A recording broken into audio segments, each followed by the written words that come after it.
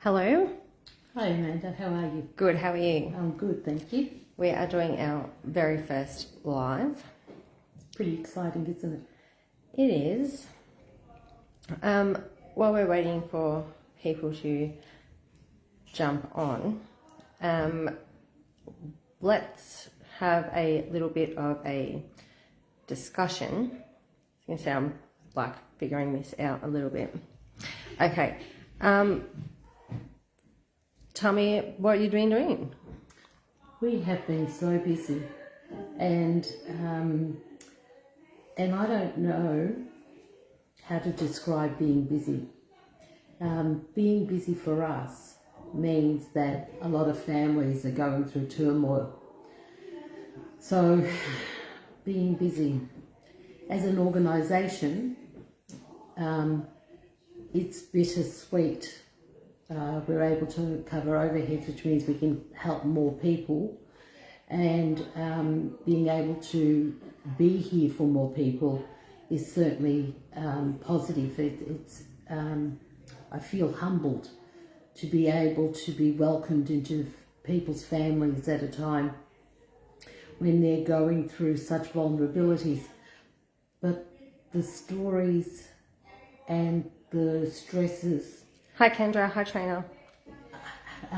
that people are going through, that they need to reach out to us, is demoralising.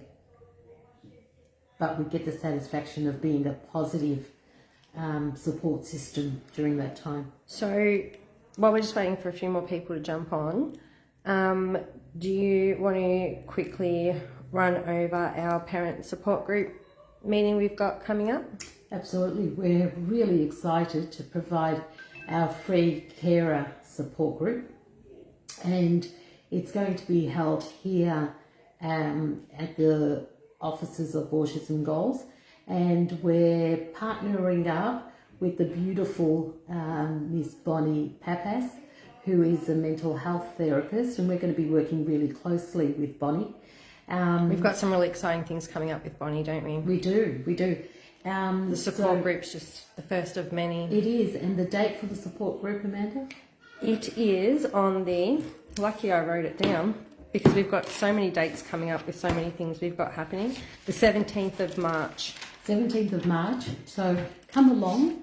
Here's You don't have to be one of our clients No. either to come along to this. No, come along, grab a coffee, listen to some advice about what is carer burnout, some of the strategies you can look at for looking after yourself as a carer, and then chatting with other people who get what you're going through. So having that network, that support network for you. That's at 11:30 a.m. 11:30 a.m. A little goodie bag for you to help you take care of yourself. So please let us know if you're coming, because we want to cater for you. Again, 17th of March. 11:30. Come and chat with other people who understand your journey. And that is 188 Coburns Road. It is. Just quickly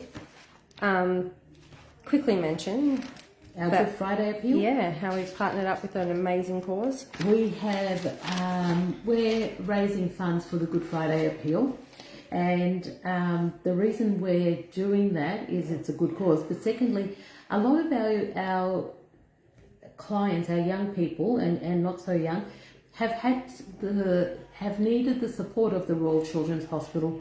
Autism is not just autism, it comes with a lot of co-occurring conditions that need the specialist care of the Royal Children's Hospital, and we want to support them as they support our beautiful families and our beautiful young people. We have a raffle where so many wonderful partners have donated. Come onto our site, our Facebook site, and have a look at them. We have thank you posters on our windows acknowledging our partners. It's a great, huge raffle. We've had some big companies donate. We have. Kmart, Chemist Warehouse, Sister Sensory, Bali Imports, like some really big people. And they've been really And a lot generous. of beautiful small businesses too, which is Yeah. amazing. Yeah, really generous. I was shocked, the raffle, what's it called, the basket thing, hamper, was valued over $400 worth of products and vouchers, so it's really cool. Before we jump into our school, which is what we're here for, quick mention to iDrive Safety, our newest partner that we're working with, and we are joining iDrive Safety in the Geelong Disability Expo this year. Yeah, we are.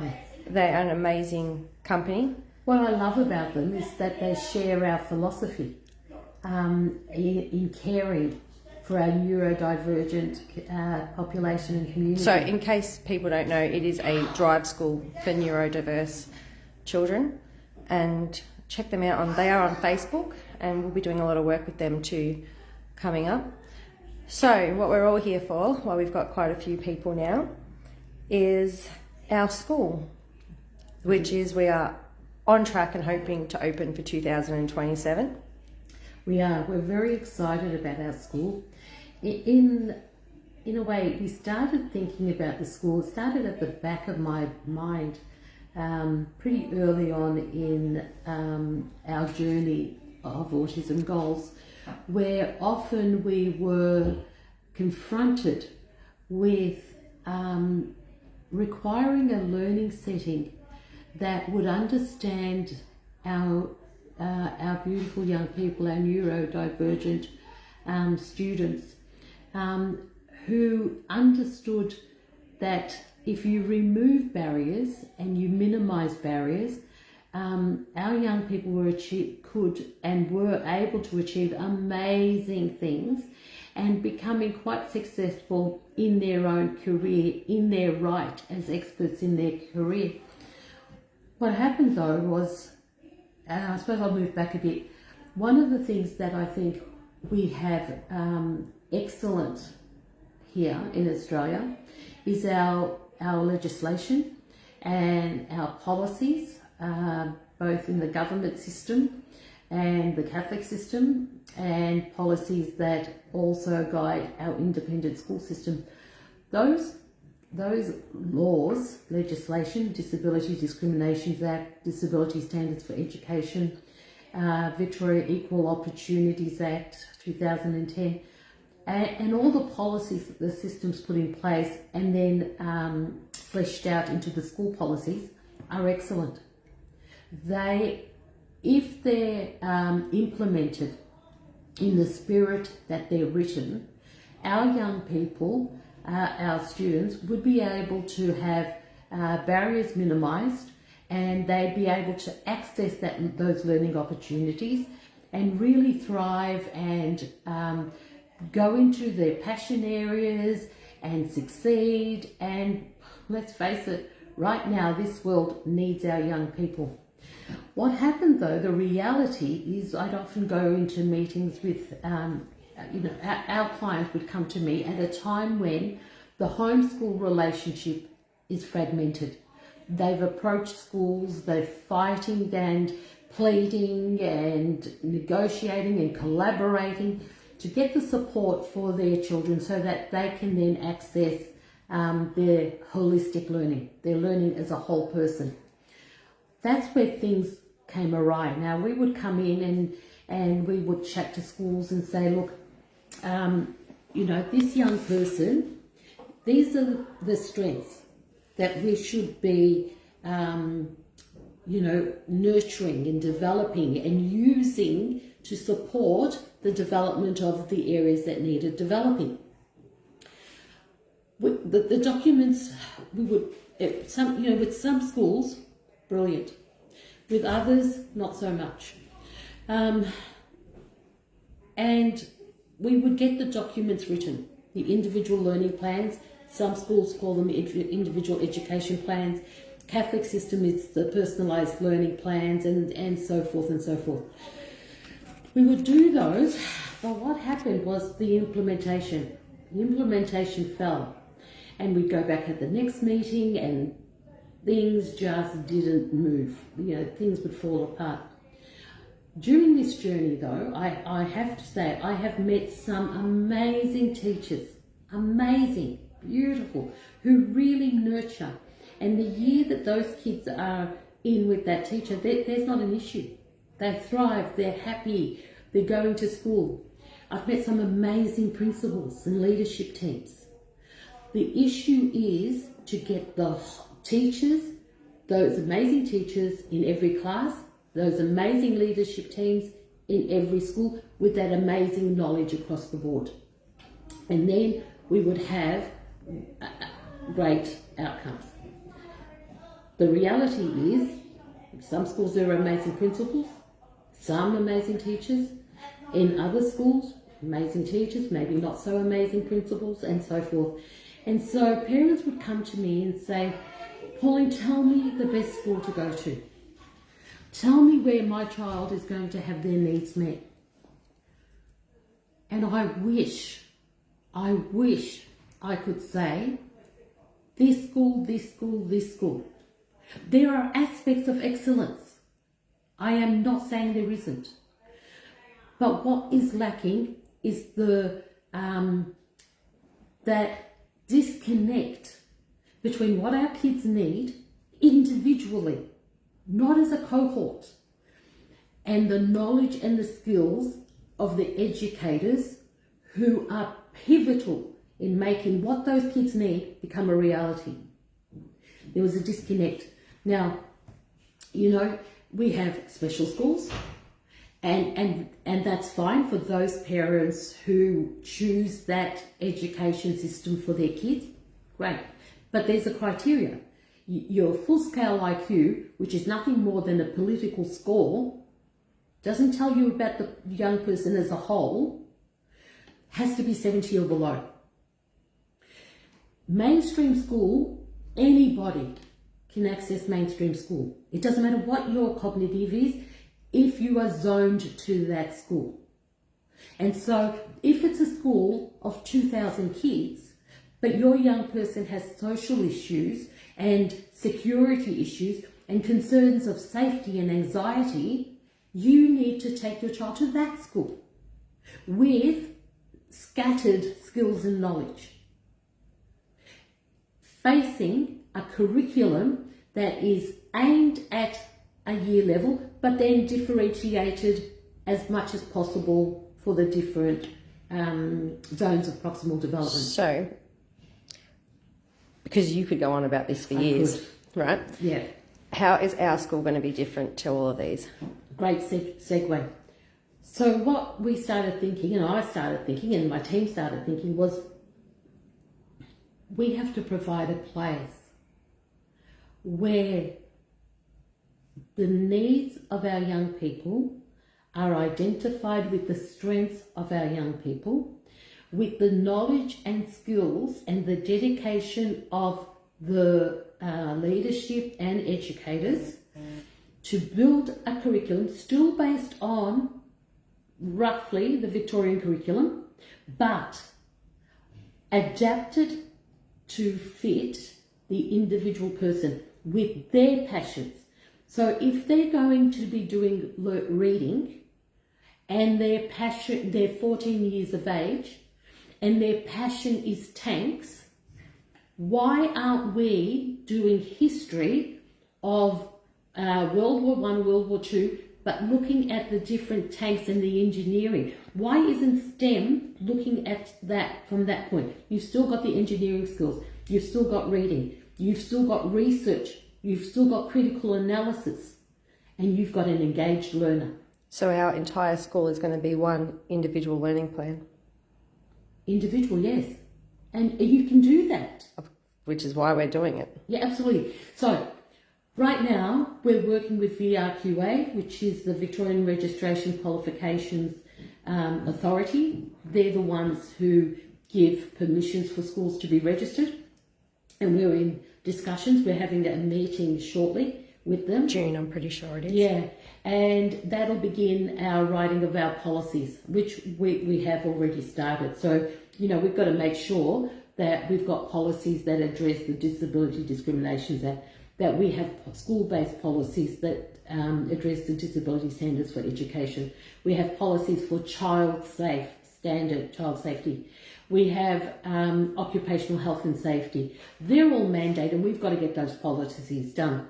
We've also got to work with partners in this. So, eventually we're going to begin as and we're going to stay a hybrid of online and on-site.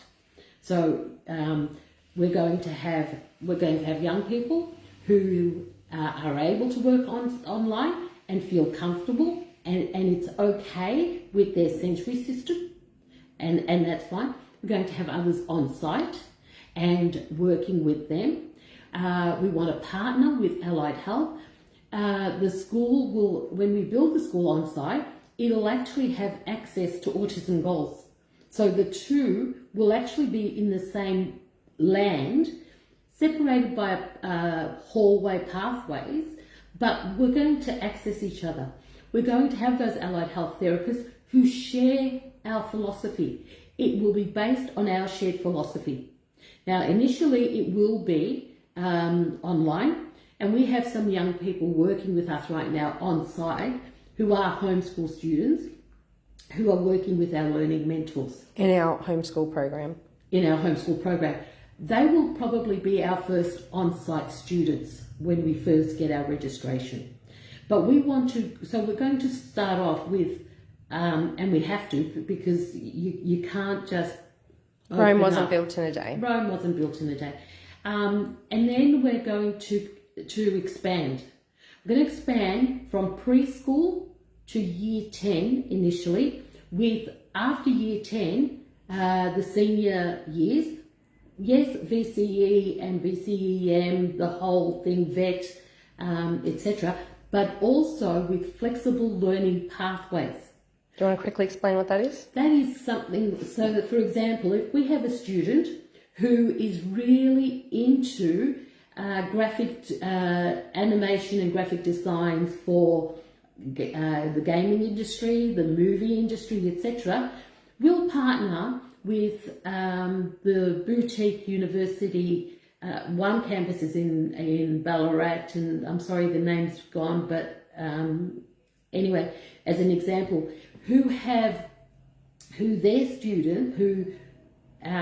they are in partnerships with industry, and that some of those partnerships they have are things like Universal Studios in America.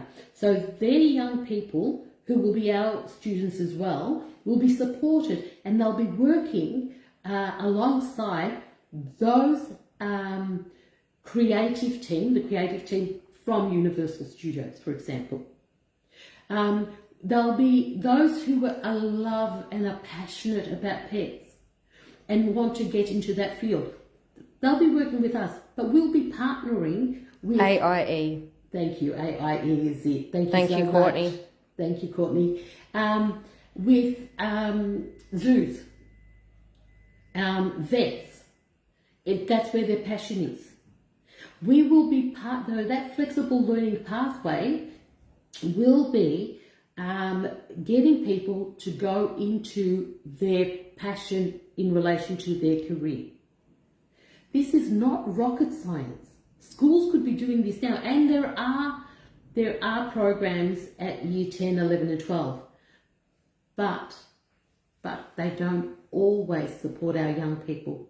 They don't always take into account that it's not always easy for our young person to go into a working environment on their own without support at that working environment when their anxiety levels is high.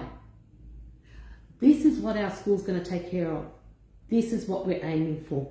But it's going to take a while to set up. But we're on the pathway.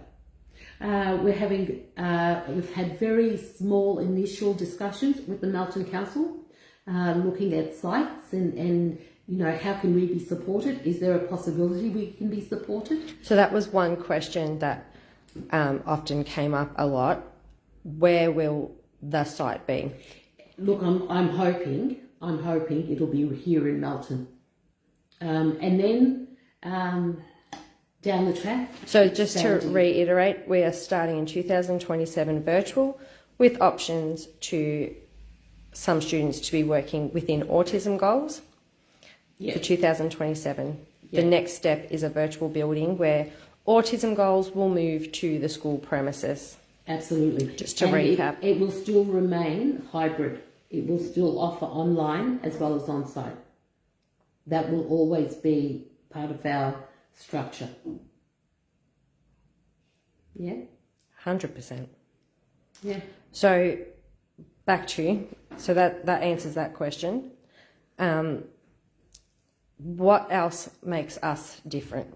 So we were talking a bit before about the courses yourself and our learning mentors have already done for dyslexia and the rest of the dyslexic family. This is where we will be different. We will be really different because we understand that autism is not just autism.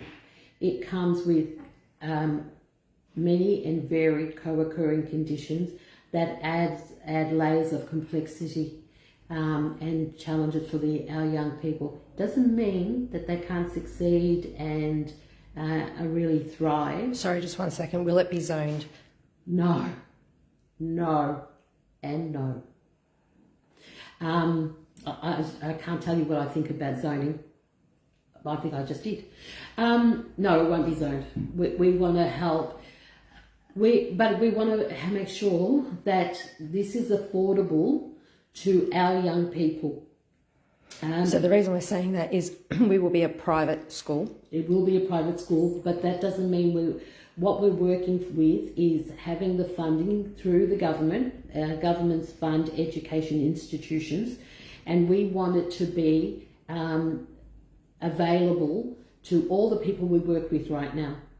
We don't want this to be an elite neurodiverse school in, South Yarra, where people can't access. We want to be for our talented kids, right across the board. I don't care We don't have a cost as such yet, Trina, because we are trying to make it as cheap as possible. So the cost is still something we're working on. And we aim at one of our principle that we'll build the school on is on affordable neurodiverse education. Affordable. We live in Melton. We want to make it affordable, but it's going to be quality learning. The other principle that's really and the reason we know this is going to work is we've already had one or two, it's either two or three, I can't remember, amazing principals from other schools and teachers, principals and teachers, who when they first found out our school was happening have already made contact and said, obviously we're not going to give names because we don't want to put their jobs at jeopardy at this point. I want in. I want to be a part of the school. Yeah. I want in. So amazing people have come to us and said, I want to be part of this. What do I do? And that's exciting. Sorry, I missed what year levels will be available in 2027. Preschool to year 10. Yeah. Preschool to year 10 and then... So if Mason will be in year 9, by the time Mason is in year 10 in 2029, I'm assuming, if I did my maths right, we should hopefully have 11 and 12 available for him then too, Amy. Yeah, that's right. Yep, that's right. What was the question you asked me, Amanda, initially? Probably the reason why we don't have cost, was that it? Could be that. Cost price ready yet. Yeah. And we're also going to be doing a lot of fundraising between now and then. So, for the school, because the more money we can raise, the more people we partner with, the less cost it will be to you. Yeah. So, and VRQ, and rightly so, insists we work with accountants. So they'll be handling that money side of things, and I want everything to be transparent.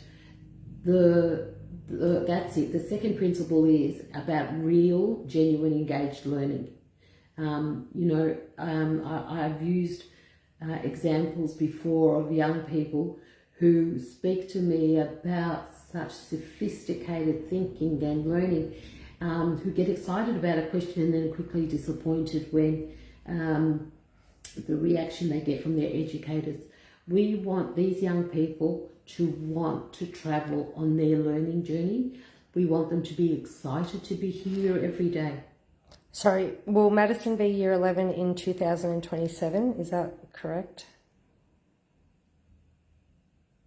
Chantal, I'm confused. Is she year 9 now, or will she be in year 9 in 2027? Sorry, go on. So we want that genuine engaged learning, and our young people, when you harness their passion to not only learn about their passion, but about the skills underpinning that passion, learning to learn, the learning's really genuine and exciting. And I want our kids to understand that learning is so wonderful. It's my passion. I love, and I'm so lucky to be part of this, because I learn from our kids every single day.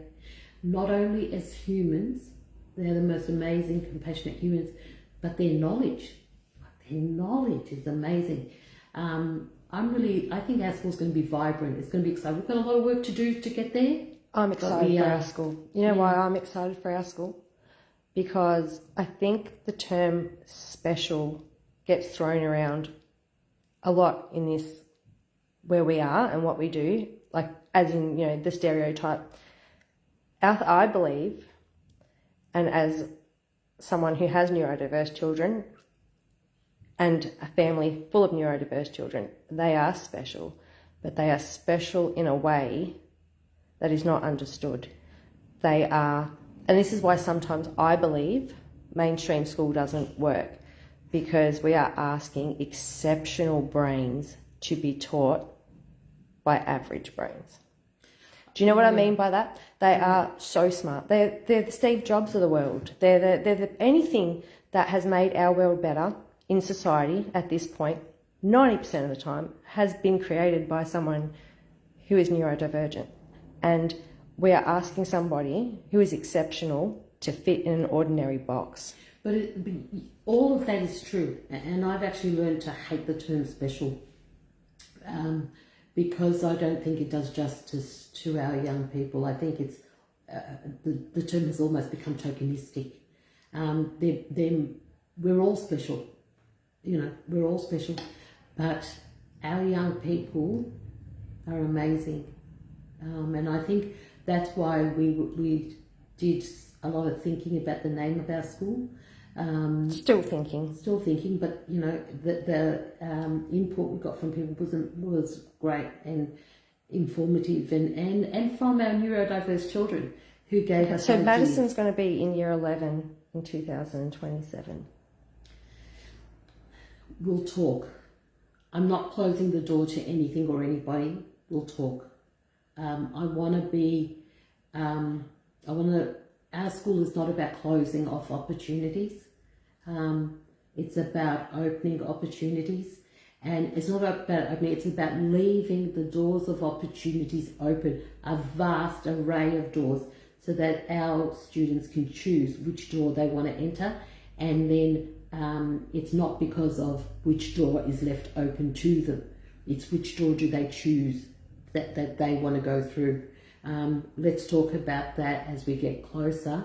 I can't give you that answer right now, but I just am trying so hard to ensure that the doors of opportunities remain open, and let our kids walk through the door they choose, the doors they choose. Now, Pauline, what time is your meeting? Oh, in about a minute. Any last questions? I'm sorry, guys. Will you be encompassing Ross? Is it Ross Green? Yep. Absolutely. It's not about ableism. It's not about conformity. And I think that's an area our current systems need to look at. I think sometimes they're too much about conformity, which is psychologically dangerous to our young people. I know it's psychologically dangerous. Yes. If you've got a chance, look up, he's passed away now, but Sir Ken Robinson, he was my hero. He understood what our education should be about. Look at him. And that's a lot of the philosophy our school's going to be about. Yes, we're going to continue. We're building on the knowledge we have now. Coop will also be in year 11. Yeah. We will talk. We will talk. And we will continue to build our knowledge on best practice as it emerges. Information moves quickly.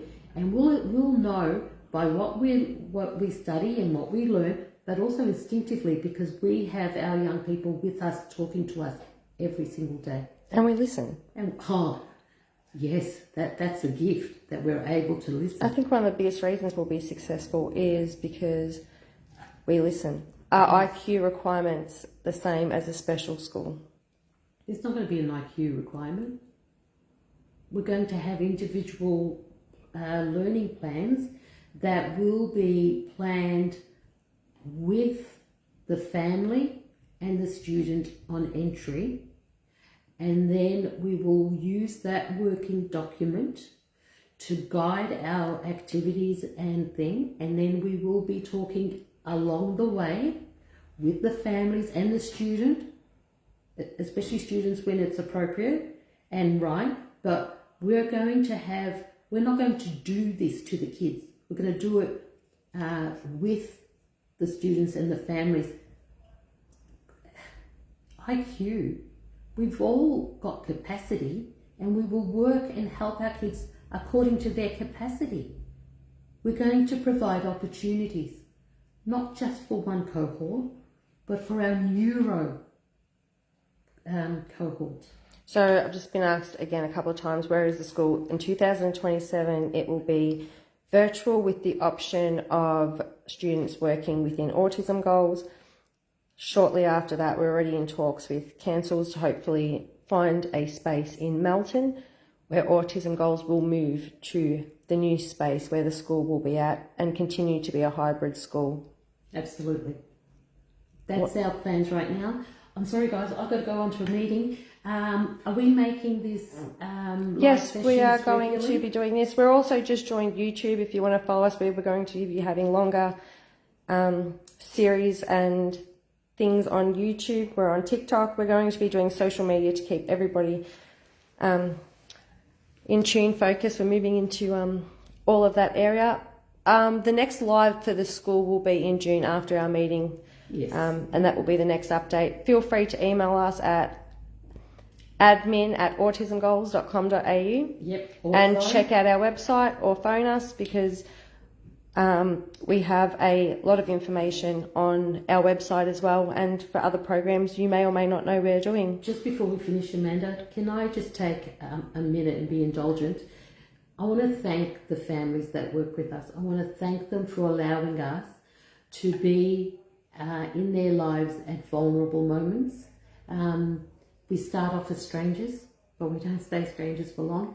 And you let us into your family and you trust us that we will be there for you. So I just wanted to say thank you for that. That means a lot to me.